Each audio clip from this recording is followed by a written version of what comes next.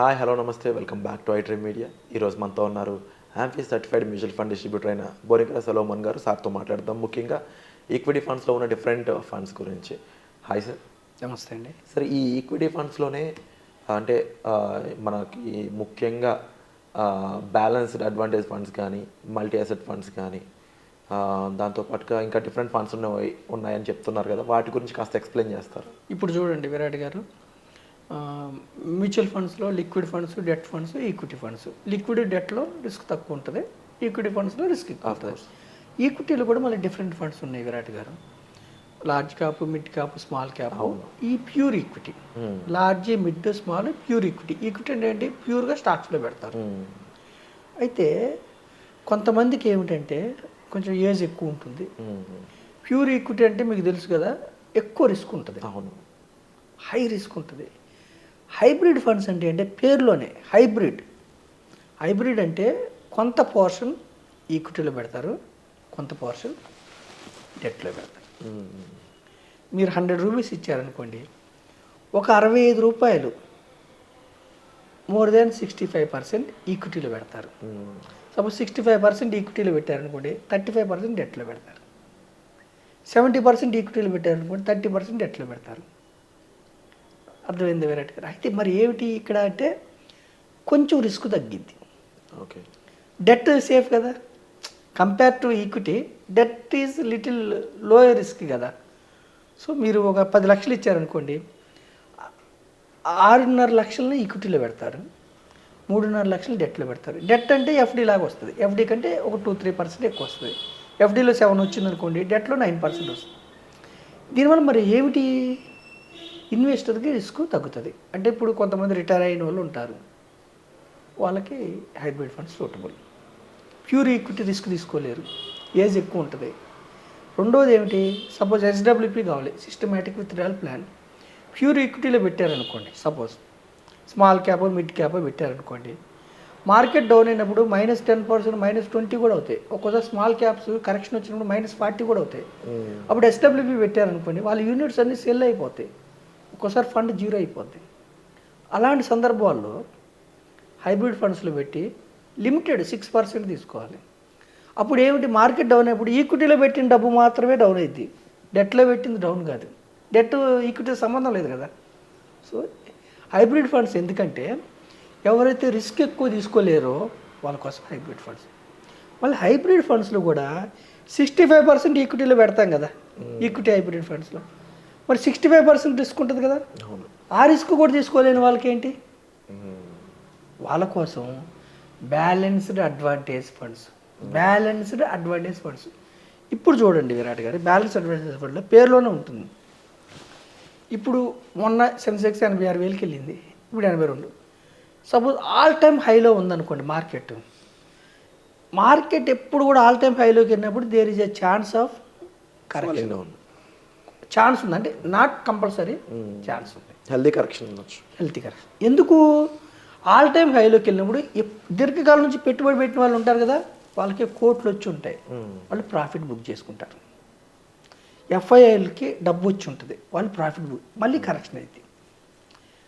అప్పుడు ఏం చేస్తారంటే బ్యాలెన్స్ అడ్వాంటేజ్ ఫండ్లో ఫండ్ మేనేజరు హైలో ఉన్నప్పుడు ఈక్విటీ పోర్షన్ తగ్గిస్తాడు. ఇంతకుముందు హైబ్రిడ్ ఫండ్లో ఏంటి? 65 కంటే తగ్గటం లేదు.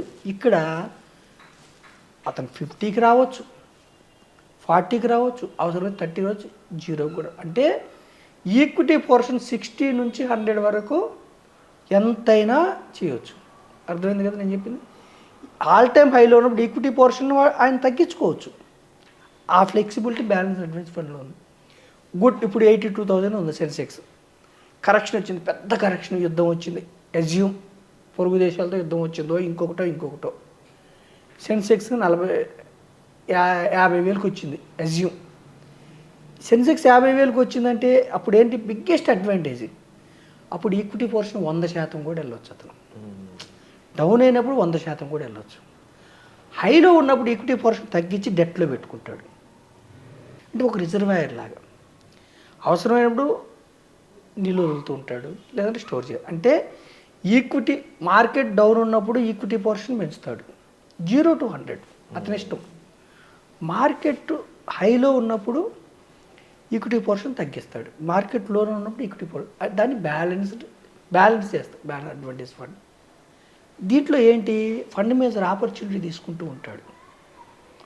మీరు 10 లక్షలు ఇచ్చారనుకోండి, లేదా నువ్వు 1 కోటి రూపాయలు ఇచ్చారనుకోండి, ప్రతి బ్యాలెన్స్డ్ అడ్వాంటేజ్ ఫండ్కి ఈక్విటీ ఎంత, ఇప్పుడున్న పొజిషన్లో ఈక్విటీ ఎంత ఉంది, డెట్ ఎంత ఉందని చెప్తారు. సపోజ్ 60% ఈక్విటీ, డెట్ 40% ఉంది, 4 లక్షలు డెట్లో ఉంటాయి. మీరు పెట్టిన తర్వాత మార్కెట్ డౌన్ అయిందనుకో, ఈ 4 లక్షల్లోంచి కొంత డబ్బుని తీసి మళ్ళీ ఈక్విటీలో పెడతాడు. తక్కువ రేటుకి షేర్లు వస్తాయి. మార్కెట్ పెరిగిందనుకో ఈక్విటీ పోర్షన్ తగ్గిస్తాడు. ఇది బ్యాలెన్స్ అడ్వాంటేజ్. మూడవది ఏమిటంటే మల్టీ అసెట్ ఫండ్. మీరు అడిగారు మల్టీ అసెట్ అంటే మల్టీ అంటే ఎక్కువ అసెట్స్లో పెట్టేది. ఇక్కడ ఏమిటి, ఈక్విటీ, డెట్, కమోడిటీ. ఈక్విటీ అంటే స్టాక్స్, డెట్ అంటే బాండ్స్, కమోడిటీ అనేది ఎయిదర్ గోల్డ్ ఆర్ సిల్వర్. ఇప్పుడు సమ్ టైమ్స్ ఈక్విటీ సరిగ్గా పెర్ఫామ్ చేయకపోవచ్చు, డెట్ ఓకే చేయొచ్చు. ఈక్విటీ చేయనప్పుడు ఏమైంది, జనరల్గా గోల్డ్ పెర్ఫామ్ చేస్తుంది. సో మినిమం 10% ఉండాలి వీటిలో, గోల్డ్లో అయినా మినిమం, మ్యాక్సిమం అతని ఇష్టం. జనరల్గా ఏం చేస్తారంటే ఒక్కోసారి గోల్డ్ రేట్స్ పెరుగుతున్నప్పుడు గోల్డ్ పోర్షన్ పెంచుతారు, లేదా సిల్వర్. మల్టీ అసెట్ అంటే మూడింటి. అంటే దీనివల్ల ఏమిటంటే హైబ్రిడ్ ఫండ్స్ కానీ, బ్యాలెన్స్ అడ్వాంటేజ్ ఫండ్స్ కానీ, మల్టీ అసెట్ ఫండ్స్ కానీ, వీటి వల్ల ఉపయోగం ఏమిటంటే విరాట్ గారు, రిస్క్ తగ్గుతుంది. ఒకే అసెట్లో పెట్టకుండా డైవర్సిఫికేషన్, ఆర్థిక సూత్రం, ఆ lake should not keep in one trade. గోల్డ్లో పెట్టడం వల్ల గోల్డ్ కంటిన్యూస్గా పెరుగుతుంది ఈ మధ్య. సో పెరిగేటప్పుడు గోల్డ్లో పెట్టుకుంటూ వెళ్తాడు. గోల్డ్ సరిపోజ్ పెరిగినప్పుడు గోల్డ్ తగ్గించి, అంటే మినిమం 10% అయితే ఉంచాలి. ఇది మల్టీ అసెట్ ఫండ్. ఇవి ఎక్కువ ఎవరికి సూటబుల్ అంటే ప్యూర్ ఈక్విటీ రిస్క్ తీసుకోలేని వాళ్ళ కోసం. స్మాల్, మిడ్, మల్టీ, వీటిలో హై రిస్క్, చాలా హై రిస్క్ ఉంటుంది. వాళ్ళకు హై రిస్క్ హై రిటర్న్ వచ్చే అవకాశం ఉంటుంది. ఇక్కడ హైబ్రిడ్, బ్యాలెన్స్ అడ్వాంటేజ్, మల్టీ అసెట్లో ఈ ప్యూర్ ఈక్విటీ కంటే తక్కువ రిస్క్ ఉంటుంది, తక్కువ రిటర్న్ వచ్చే అవకాశం ఉంది. కానీ దీర్ఘకాలంలో హైబ్రిడ్ ఫండ్స్ కూడా 12% అబోవ్ రిటర్న్స్ ఇస్తున్నాయి, బ్యాలెన్స్ అడ్వాంటేజ్ ఫండ్స్ కూడా 12% పైన ఇస్తున్నాయి, మల్టీ అసెట్ ఫండ్స్ కూడా 12% పైన ఇస్తున్నాయి. కానీ ఇది గ్యారంటీ రిటర్న్ కాదు. కానీ మీకు ఎఫ్డీ కంటే ఎక్కువ రిటర్న్ రావాలి, ఎఫ్డీ కంటే ఎక్కువ ఆల్ఫా జనరేట్ చేసుకోవాలి, రిస్క్ తక్కువ ఉండాలంటే ప్రిఫరబుల్గా పెద్దవాళ్ళ కోసం, ఏజ్ ఎక్కువ ఉన్న వాళ్ళ కోసం, మళ్ళీ ఈక్విటీ రిటర్న్స్ని ఆల్ఫాని ఎంజాయ్ చేయాలనుకున్న వాళ్ళ కోసం hybrid funds, balance advantage funds, multi asset funds ఇవి పరిశీలించవచ్చు.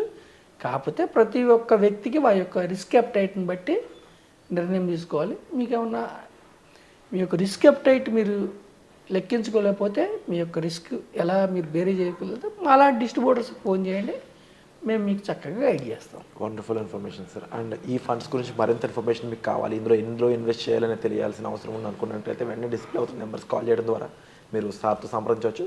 పర్సనల్ అపాయింట్మెంట్ అనేవి ఆల్రెడీ ఆన్లో ఉన్నాయండి. సో మీరు డైరెక్ట్గా సార్తో పర్సనల్ అపాయింట్మెంట్ కూడా బుక్ చేసుకోవచ్చు డిస్ప్లే అవుతున్న నెంబర్స్ కాల్ చేసి. Thank you so much sir. Thank you.